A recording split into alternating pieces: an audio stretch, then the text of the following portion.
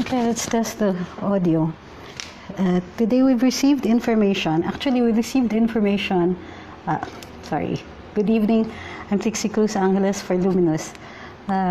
About last week, we already received information about this person who calls himself Bikoy and who has just now, today, identified himself as Peter Advincula or PJ Advincula. We already knew his name as early as last week. We in fact introduced the idea. We had informed Karambola viewers and listeners na meron na kaming information that was given to us by operatives of a law enforcement agency. The information had come from operatives, but because we had very sketchy details and the operation was still ongoing at the time, we couldn't yet give any details about this guy. Okay, what is the backgrounder on Bikoy? Bikoy, of course, is the person na subject ng ilang mga videos na in-upload di umano ng isang Mr. Rodel Jaime, or at least dun sa mga websites ni Mr. Rodel Jaime. Si Mr. Jaime ay sumuko na sa NBI para magtestigo laban sa ilang mga tao na di umano'y naghikayat sa kanya na mag-upload or gumawa ng website na yon na hindi daw niya alam ay gagamitin para dun sa mga paninirang videos laban sa First Family at saka kay Pangulo himself. Ngayon, may lumitaw sa Office ng Integrated Bar of the Philippines ang isang nag-identify sa sarili niya bilang Bikoy at di umano'y nagsasabi na humihingi siya ng tulong sa IBP na mag-file ng kaso kay dating SAP Bongo, kay dating Vice Mayor ng Davao City, Pulong Duterte, at presidential son-in-law, Man Scarpio. Okay, so medyo almost immediately after naglabas siya ng statement niya at one-man press conference. Obviously, the press conference was allegedly not called by the IBP pero by Mr. Advincula himself. Sumagot siya ng mga tanong dito sa press. Backgrounder, ang information natin about Mr. Advincula, which we had been carrying around for about a week now, ay sinabi, ay ang background ni Mr. Advincula. Mr. Advincula had spent time, so to speak, was convicted either of theft or large-scale estafa. He is convicted. So this guy has been convicted but has been released allegedly on good behavior. Itong release niya, supposedly on good behavior, ay dahil he had convinced an operative, hindi po natin pwedeng pangalanan, na mayroon siyang information about a Bicol group called a group of drug traffickers or a drug syndicate that he identified as the Bicol Quadrangle. Itong Bicol Quadrangle po na ito ay, if you will recall, this is the story na lumitaw dun sa video. However, in 2016, December of 2016, inilabas niya po yung information na ito at sinabi niya to sa isang law enforcement operative. At sinabi niya dun sa operative na ito na ang mga sangkot sa Bicol Quadrangle ay si dating Pangulong Noynoy Aquino. Naiintindihan niyo na kung bakit medyo pasabog ito. In other words, itong kwento ni Bikoy na inilapit niya di umano dito sa grupo na nag-upload ng mga videos niya, ay inilapit na niya as early as December 2016 sa ibang operative. At itong operative na ito ay ninote yung kwento niya, at yung kwento niya di umano ay tungkol sa isang Bicol Quadrangle na drug syndicate, pero ang ini-implicate niya hindi si Presidente Duterte, pero si Presidente Noynoy. Remember, this was in 2016, December 2016. Meron pa siyang mga inimplicate na ibang miyembro ng gabinete ni President Aquino. Okay? Iuulitin ko po, ang inimplicate niya ay si President Aquino at ilang mga miyembro ng kanyang gabinete. So it's the same story. Binenta niya doon sa isang operative at nag-negotiate siya ng early release niya from prison, supposedly on good behavior. Now, this person, si Mr. Advincula, is facing other cases. Meron siyang kaso ng theft sa Sorsogon, illegal recruitment sa Naga, at large-scale estafa sa Albay. So he was operating mostly in this region. Aside from that, may ilang ng lumitaw na mga videos dito on social media implicating him in another large-scale estafa case tungkol dun sa dating company niya. And meron pa siyang, kumbaga, these are only the known activities so far, pero marami na siyang ibang inimplicate. Marami na siyang ibang kaso. In other words, sumisikip na yung mundo nitong taong to. Kasi, in fact, dun sa operative in December of 2016, at meron naman kaming indication na this is solid information. Ang pangbenta niya was that, sabi niya, di umano ay meron siyang video or CCTV ni Presidente Noynoy or other members of that administration supposedly nasangkot dito sa Bicol Quadrangle. Okay? So, it's the same story, only a different set of public officials and a different president na ini-implicate niya. So, this guy is a habitual criminal and a habitual con. So, noon Noynoy, ngayon Presidente Duterte. And he's still using the same con. In other words, it's a con act. He tried it before, pero binitiwan siya ng operative kasi hindi niya na-produce yung pinangangako niyang CCTV. Nung hindi niya na-i-produce yun, binitiwan na siya. Pero, the operative, of course, kept evidence and noted itong taong to at ni-note niya yung alleged kwento nitong taong to. So, nung lumabas yung mga Bikoy videos, the authorities who knew about his attempt before to implicate former President Noynoy Aquino ay nagring na yung alarm bells. So ngayon, hinahanap siya. Dahil sumisikip na naman uli yung mundo niya, dahil pinaghahanap na siya, he now went to the IBP. This is what forced his hand at pumunta po siya sa IBP para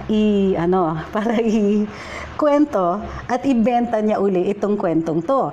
But without anybody now coming forward para i-sponsor ito, this guy is pretty much on his own. 'Di ba? Walang nagsa-sponsor sa kanya. Okay, fearless forecast. Sa tingin niyo, papatulan ito ng kabila?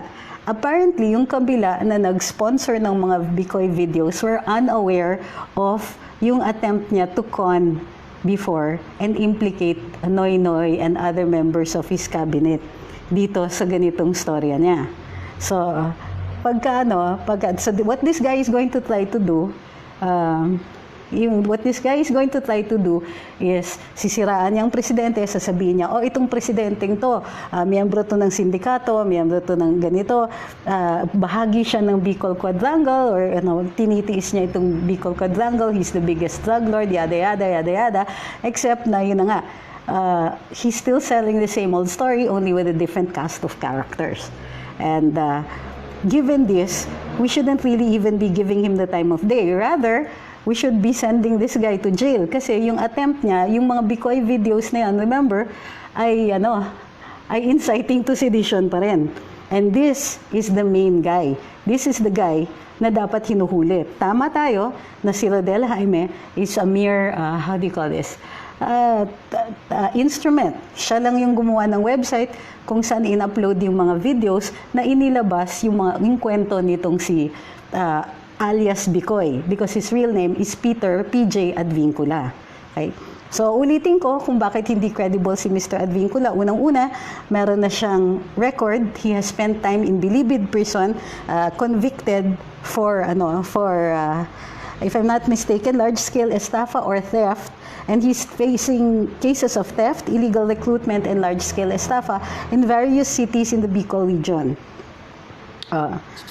Tapos, he conned his way to serving a shorter sentence by selling this story. Na-implicate daw niya si Pinoy at other members of his cabinet, etc. to be able to get free. Pero nung hindi niya nailabas yung ebidensya, in particular, hindi niya nailabas yung CCTV na ipinangako niya, binitiwan na siya. And now he's trying to do this again. Bakit? Well, we don't know. The guy is a con man. So, nung lumitaw yung mga Bikoy videos, it rang alarm bells, and because he knew that people were after him, ito ang reason kung bakit lumipat siya, pumunta siya sa IBP at humingi na ng legal assistance. Okay, so tomorrow we'll be giving additional information as it comes in dun sa ating mga sources. Right now, the idea is that Mr. Advincula will still continue trying to sell his story. Pero mahirapan na siya. Kasi eventually, lalabas yung operative at magkikwento na this isn't the first time he tried to sell a story like this. Okay, ayokong sabayan si TP. I think nagla-live din si TP right now. So, ano pa yung alarm bells dapat natin dito? Well, the primary alarm bell here is that this guy has no evidence. Okay? This guy has used falsified documents. Tapos nakikita natin dun sa mga live videos, yung mga meron pa siyang basement ng Misibis Bay na wala namang basement, bank account ni Quito Duterte in a central bank when central banks only allow other banks to bank with them, etc. So, kumbaga, very damning dito yung use of falsified documents in the videos kasi that is a separate crime by itself. So in addition to dito sa charges that he will be facing, in particular yung inciting to sedition, he will also be investigated for estafa, possible estafa, possible falsification if hindi siya included in the estafa case, etc. So may mga nagtatanong, sino ba ang handler niya? Obviously, he doesn't seem to have a handler kasi mag-isa siya pumunta sa IBP. Clearly, this guy has stretched his credibility beyond belief na wala nang gustong mag-handle sa kanya. Or at least in this particular instance, nung lumabas siya sa IBP, kahit po ang IBP, sinasabi nila, dumating lang po siya, humingi ng assistance sa paggawa ng affidavit, yung statement na nirelease niya ay hindi naman po affidavit. Ano yung significance ng participation ng IBP dito? Right now, wala pa akong nakikitang serious implication against the IBP. My guess is that they realized what he was trying to do when he was trying to execute an affidavit with him. Tapos nagtawag siya ng media, so walang choice ang IBP kung di accommodate yung media, and so nagkaroon ng impromptu press conference. Pero mag-isa po siya. Hindi maliwanag kung may kasama siya at the time or merong nag-handle sa kanya, but it doesn't appear to be that case. I think that he's going to have a difficult time finding a handler kasi once lumabas na nga itong storya na ito, even those people who assisted him dun sa paggawa ng Bikoy videos might not have been aware of this part on it. Kasi let's face it, the guy is a con with a long record, and if he has a long record, it means he had been succeeding for a while. So, dahil din sa initial successes niya, it's easy to understand how some people will be led to believe him. So, walang problema with that, but some people were sold enough on his story that they actually made a video, and this video was intended to destroy, to be uploaded as scurrilous libels against the President of the Philippines. Unfortunately, it's an old story with different characters. So, kung nagla-live pa si TP, more on this story tomorrow sa Karambola. Why don't you tune in 8 to 10 tomorrow morning on DWIZ? There will be more information coming in. Let me deal with your questions before we go out. According to Hilario Larry Chang, he went there with nuns. That's what it says also in the stories. But the nuns have not been identified right now. I don't want to speculate on whether or not they're handling him because it's also possible na sinamahan lang siya. Sabi ni Evangeline Tres Tornaes, let him speak first, to express first right now, and then we'll judge him. I disagree. We already have information on him, and he has in fact spoken already dun sa IBP. He spoke na. So pwede na tayong mag-react. Yung sinasabi ninyo, let him speak first. That's BS. He already spoke. We're already reacting. Sabi ni John Teng Recto, ginagawa na lang kagaguhan gobyerno natin, dapat dyan parusahan ng matindi. Sabi ni Annie Gatchalian, Agni balik sa kulungan, himas rehas siya uli. Agree. So sabi ni Rosita Yabot, kaya nga maganda ang social media naiintindihan namin ang mga pangyayari. Sabi ni Paulo Anaceto, IBP should have been more discerning instead of being part of this as well. Well, it might also be that the IBP, may legal aid kasi ang IBP. So it's possible na dumating siya doon, nagpa-assist, gagawa siya ng affidavit, at hihingi siya ng tulong para mag-file down ng mga kaso against Vice Pulong and BG Bongo and Man Scarpio. And the IBP does that. That's part of their legal aid program. So I wouldn't read too much into the IBP's participation there. Kasi he could have walked in dun sa PAW. Although I doubt kung titiisin siya ni Percy Acosta. Diba? Ni Attorney Acosta. Sabi ni Gennaro Pasis, would his patrons be also liable to inciting to sedition? Well, there is a crime called conspiracy to commit sedition. At ang conspiracy to commit sedition po, kahit wala pong action taken, basta maliwanag dun sa mga actions nila is that these were leading to sedition, then yes, they can be liable for conspiracy to commit sedition. However, they can also be liable for inciting to sedition if they wrote, published, or circulated the scurrilous libels against the president. And these scurrilous libels are itong mga statements na hindi naman totoo but are tending to incite hatred against the president of the republic, then they can be liable for that. Sabi ni Eric Sanchez, he's part of the Matrix. Nag-talent search sila ng person who can do this video, sir. Possible.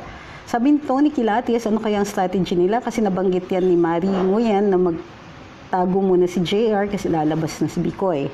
Yes, it is possible for that one, but it's also possible dahil nagkumanta na nga itong si Rodel Jaime na medyo kinabahan na yung mga implicated. Remember, they started taking out the videos.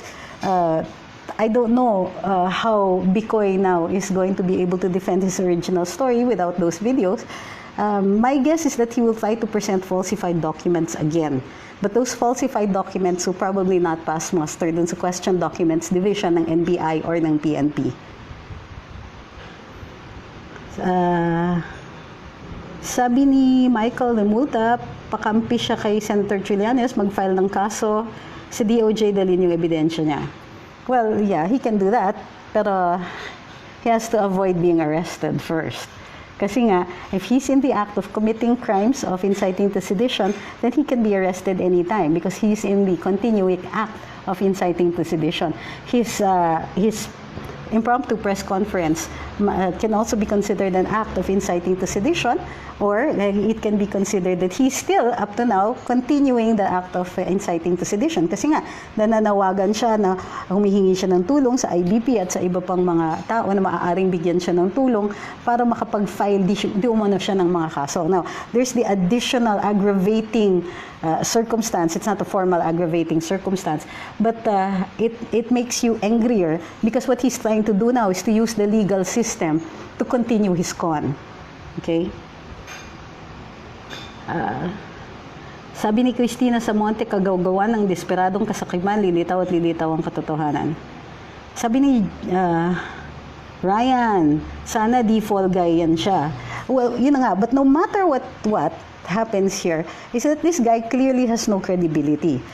Bukod sa marami na siyang kaso, theft, illegal recruitment, large scale ito and large scale estafa or syndicated estafa, not sure which one, large scale estafa, then the problem already is his credibility. Also, the fact that he already peddled this story, but he used different people. In other words, same story, different president. Also makes it already questionable. And if he thinks that there is no evidence to that, then I hope he does, because then the dragnet will spread a lot wider and will get him. So, sabi ni Jaime Alvarado, di ba weird, natatakot daw siya sa buhay kaya lumantad? Di ba di nakita mukha niya sa kalalabas dahil natakot siya sa buhay? Delikado. Agree. Which means na may significance din yung paglabas ni Rodel Jaime, or alam niya na pinaghahanap na siya ng mga tao na dating binentahan na niya ng kwento na ito. Diba?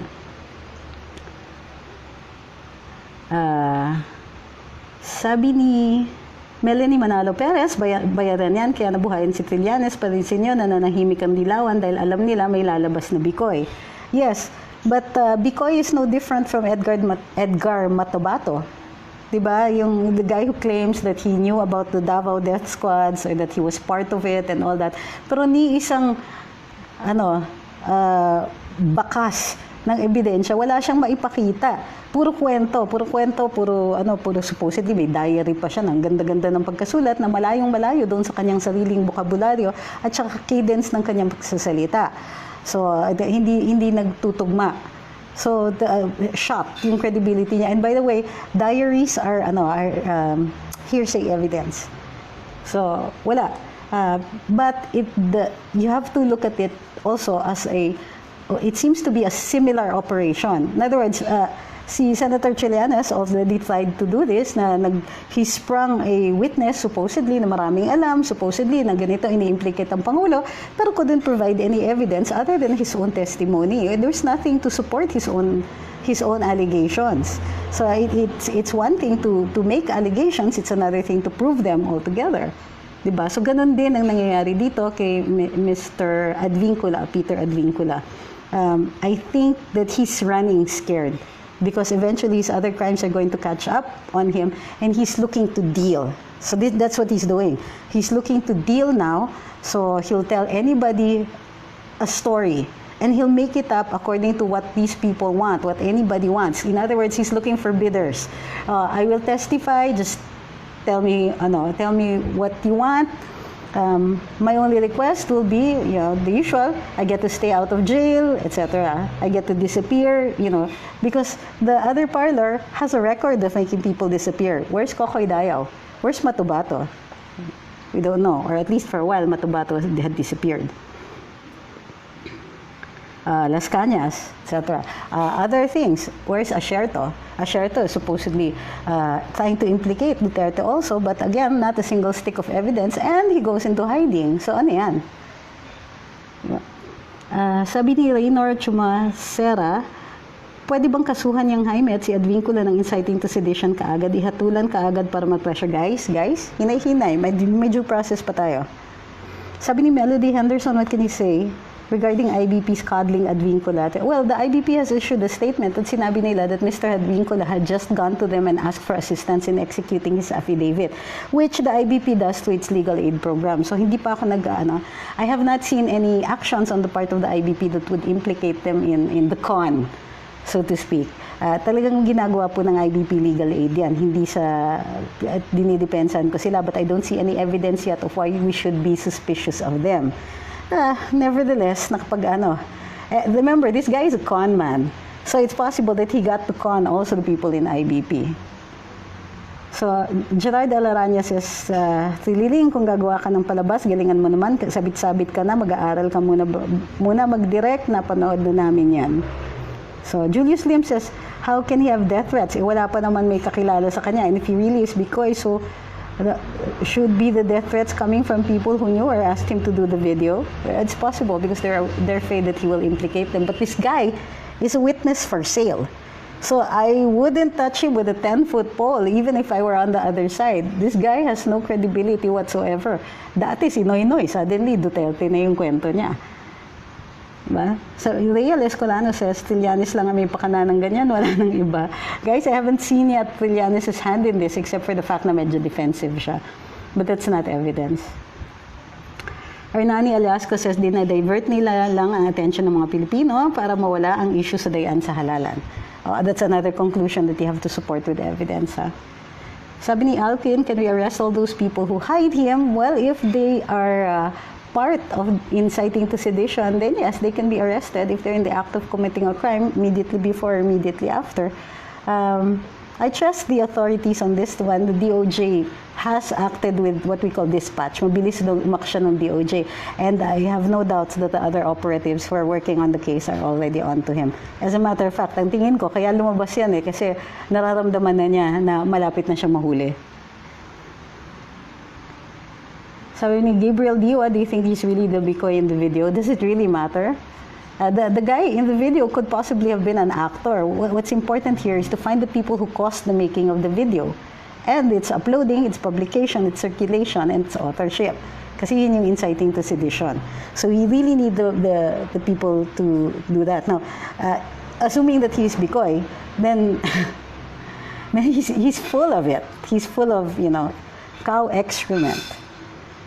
Sabi ni Jim Briones, lumantad si Bikoy, scripted pa ang hinayupak. Lumantad siya kasi nalalaglag na si Babajing. Agree, I think the whole thing is falling apart.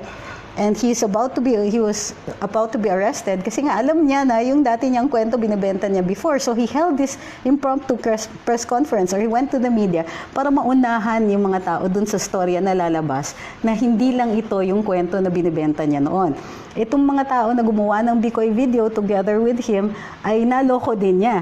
Naloko din niya because these guys are so desperate to try to get rid of the president, to besmirch the reputation of our president, that they were willing to believe this guy's story. They did not probably do any background check, but that would be giving them too much credit. In other words, but these guys really intended to malign the president. Whether they were doing this for elections or for any other purpose, it's still inciting to sedition.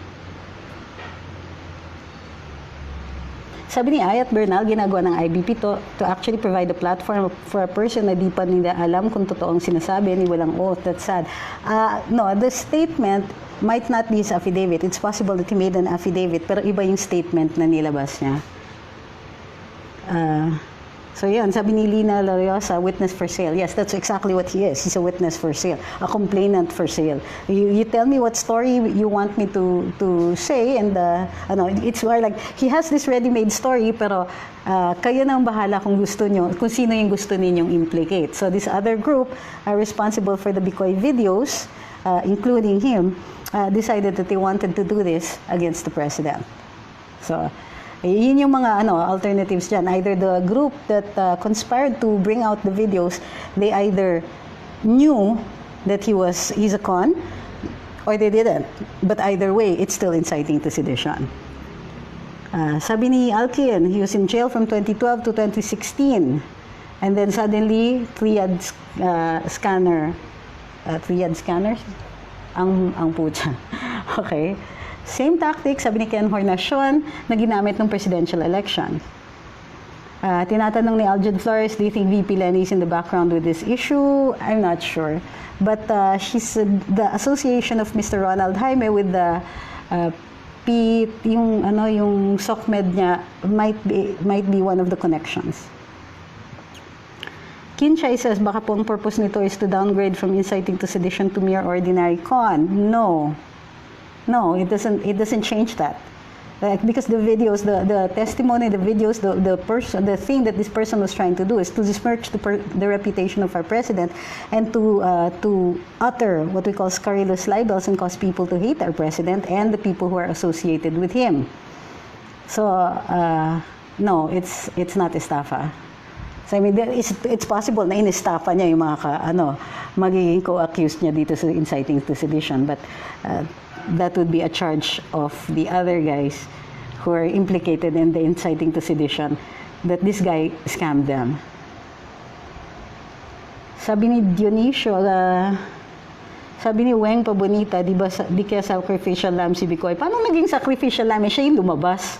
Kung mayroong ibang naglabas sa kanya, yun, they threw him under the bus. But clearly, he didn't. And why are you saying that? I mean, I think that this guy, because the revelation that this guy has done other similar crimes doesn't detract from the crime of inciting to sedition of the other people with him. So nobody is getting off the hook because this guy came out. Sabi ni Manny Wright, he only wanted the name of the IBP in his press con for the foreign media. It does not have to be true, it just has to look like it. Sabi ni Neil Valerio, huwag muna kayo mag-flood ng questions. Mag-flood my question ako. May nakita akong video, gagi, niloloko muna naman ako. Sabi ni Joy Zamora, sa build pa lang ng katawan, magkaiba na we. Sabi ni John De Cross, hindi si Bikoy kundi Dikoy para malihis ang pandarayan. Oh my gosh, you guys, pwede ba gasgas na gasgas yung mga ganyan teorya na dinidistract lang tayo from the smart man? Please lang. This is too important. Parang pinalalabas ninyo na hindi mahalaga ito. These people are trying to oust the president. Now, is there anything, isn't that equally important?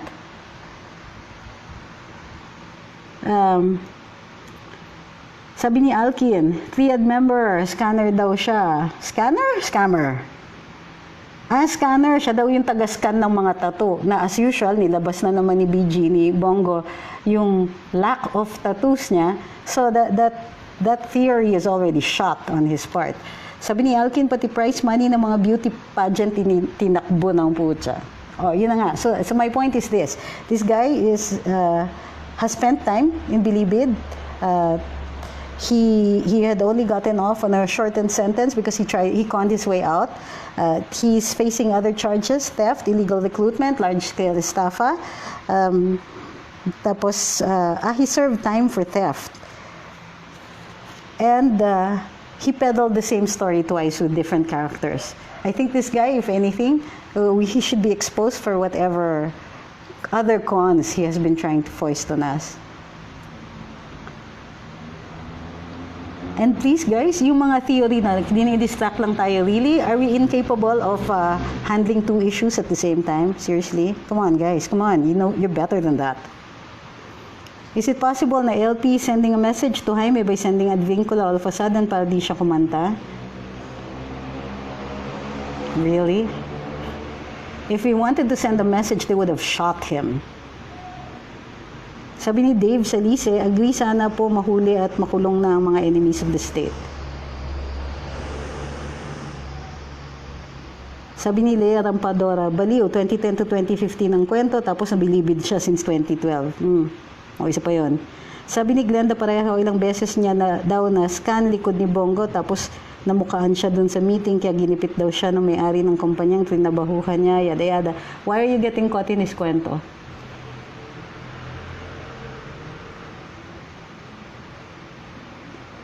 Sabi ni Jean Brent Bolado, when Dudell said that Maru told him that Magdalo was mentioned in their conversation, here comes a guy claiming to be Bikoy, making a scene, then disappears just like Matabato at Asherto at the same time. Good point. Sabi ni Jennifer Okuda, please stop the nonsense comments. Stick to the topic. Dayan sa election out muna. Let Trixie highlight muna si Bikoy. The guy who tried to insert that stupid issue again, seriously, block kita. I'm so not in the mood. Sabi ni Lea Gabayero, ang drama ni Lenny at Trillanes yan. Lenny at maging presidente. Trillanes, the author ng Drug Lord and the family ni Presidente Duterte. You mean the story, yeah.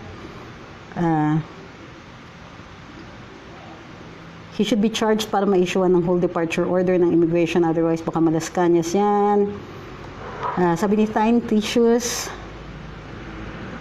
madali siyang lumabas, IBP, pinakita yung kanyang, sabi ni Antonia Ninobla. Okay, last two questions. Recap lang po natin.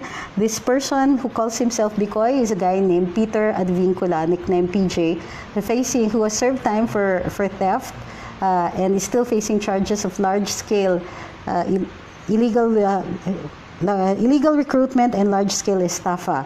He tried to peddle a story in December 2016 to a law enforcement operative that he has the goods on a group operating a drug syndicate called the Bikoy Quadrangle, and that involved in this Bikoy Quadrangle was President Noynoy Aquino and other members of his cabinet. Now he has surfaced, supposedly calling a press conference in the Integrated Bar of the Philippines, supposedly to bring out, to reveal himself as Bikoy and to file charges against former Vice Mayor of Davao City, Pulong Duterte, presidential son-in-law Man Scarpio, and former Special Assistant to the President Bongo. However, in the Bikoy videos, if it can be noted, there are several glaring discrepancies, not the least of which was the fact that supposedly a bank account had been opened in a Hong Kong central bank by a minor named Kitty Duterte. In addition to which, there are also glaring discrepancies such as the claim that a drug laboratory is operating in Miss Ibis Bay, a resort, that clearly has been shown to not even have a basement. In addition to which, several signatures in the documents provided by the so-called Bikoy appear to be falsified or scanned, and none of the documents that appear to be originals, or even Xeroxes of originals, or even certified true copies. These will probably not pass muster, which is why he chose to reveal them in a video without actually coming out himself. The purpose of these videos, of course, was to cast aspersions on the integrity of the president, to cause people to hate him, and therefore constitutes the crime of inciting to sedition. And these people are probably feeling the heat right now. Mr. Advincula had been the object of investigation, and it is likely that he's feeling the heat, which made him come out. His coming out is indicative of this. He's already going to go down. So he tried to initiate the story, tried to push his own story so that his own story comes out first, and there will be people gullible enough to believe him. But fairly soon enough, or at least now, we are bringing out the story that he has tried this con before using a different cast of characters. This is a continuing story. We will update you tomorrow on Karambola, 8 to 10 in the morning, DWIZ 882. Tune in. We're on Facebook Live and on YouTube live streaming.